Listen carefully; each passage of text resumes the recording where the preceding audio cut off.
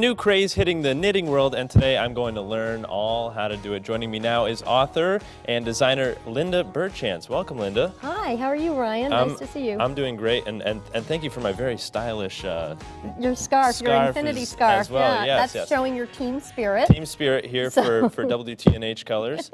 And now today you're going to show me how to do some arm knitting. Yes, and it's really quite simple. It's just a series of loops. Okay. So you're going to be taking your working yarn and putting it in your left hand. Okay, so this is the working yarn, That's the right? working yarn. Okay. Then we're going to take... My hands are sweating. I'm so nervous for this. We're going to take a loop that's called the old loop, because it's already on your hand, and we're going to put it over the working yarn and see how it creates a new loop? Mm-hmm. That new loop is now going to go on your right hand. Okay, so I go like this? Yes. Then we're going to pick up the working yarn again with our left hand. Okay, pick that up. And we're going to take the old loop.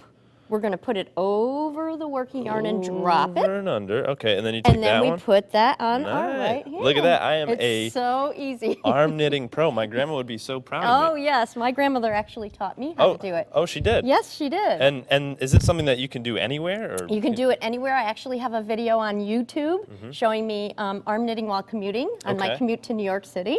So it's something that you can take in a bag.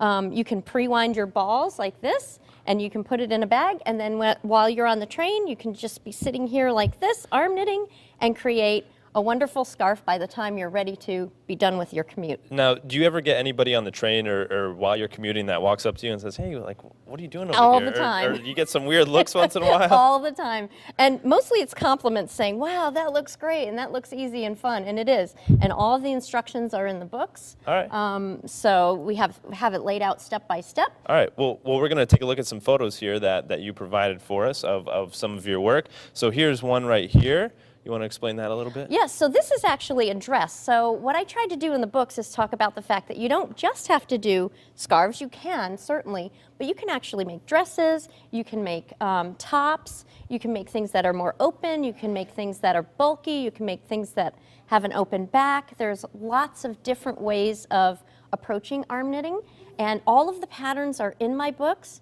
Step-by-step instructions, as well as what types of yarns I've used. And in a lot of cases, what I've done is I've combined different yarns together to kind of give a different texture and a different look. All right, and you're from Newtown, Connecticut, yes, I am. And your publishing company, it's not yours, but the company that publishes your... The Taunton Press publishes these books. They're available in Michael's and Joann's and on newsstands. And Amazon.com, so make sure that you guys also check that out. And do you ever teach new people how to do this? Like, is it easy yes, to actually, learn? I am going to have an upcoming event at the Trumbull Library on March 11th, so call the library. I'm going. Okay, I'll great. be there. I'll definitely be there for this. This is fun.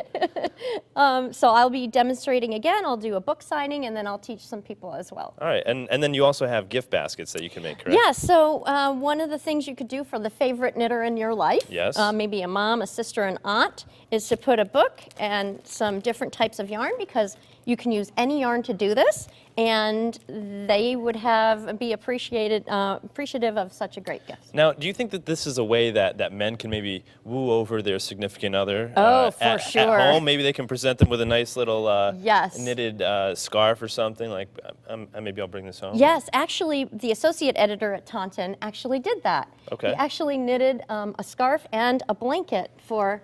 This actually is the pattern he used, and he made one himself. Wow. And he did it for his girlfriend, and she loved it.